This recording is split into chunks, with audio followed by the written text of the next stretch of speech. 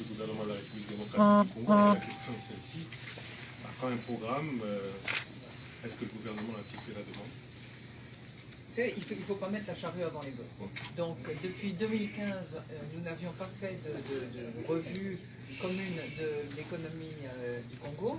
Donc, on va commencer d'abord par remonter les manches, se mettre au travail et déterminer la situation économique ensemble pour faire ce qu'on appelle en langage FMI un article 4, c'est-à-dire que c'est un audit de l'économie de la République démocratique du Congo qui va nous permettre d'établir où sont les forces, où sont les faiblesses, où les politiques budgétaires peuvent être améliorées, où la situation peut être là aussi améliorée sur le plan de la protection sociale des populations, et on donnera les conseils appropriés à Monsieur le Président et à son gouvernement.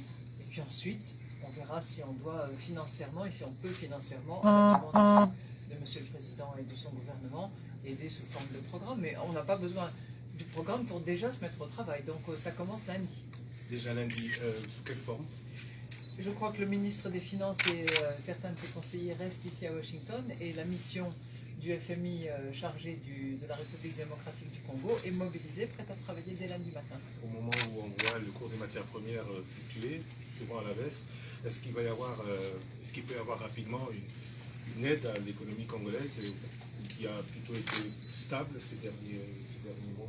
Et la mission du FMI, c'est d'aider les États membres de l'institution. Donc dès lors qu'on aura fait un audit complet de la situation économique et qu'on aurait besoin, à la demande du président, de mettre en place un programme de soutien, de financement, dans le cadre de l'amélioration économique qui est souhaitée, c'est tout à fait envisageable.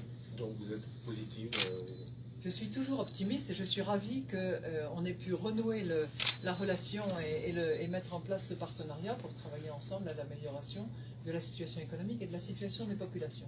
Madame Lagarde, je vous remercie. Je vous en prie. Merci. Avec le gouvernement de la République démocratique du Congo, et la question est celle-ci. Quand un programme, est-ce que le gouvernement a-t-il fait la demande? Il ne faut pas mettre la charrue avant les bœufs. Donc, depuis 2015, nous n'avions pas fait de revue commune de l'économie du Congo. Donc, on va commencer d'abord par remonter les manches, se mettre au travail et déterminer la situation économique ensemble pour faire ce qu'on appelle en langage FMI un article 4, c'est-à-dire que c'est un audit de l'économie de la République démocratique du Congo qui va nous permettre d'établir où sont les forces, où sont les faiblesses, où les politiques budgétaires peuvent être améliorées, où la situation peut être là aussi améliorée sur le plan de la protection sociale des populations, et on donnera les conseils appropriés à Monsieur le Président et à son gouvernement. Et puis ensuite, on verra si on doit financièrement et si on peut financièrement, à la demande de Monsieur le Président et de son gouvernement, aider sous forme de programme. Mais on n'a pas besoin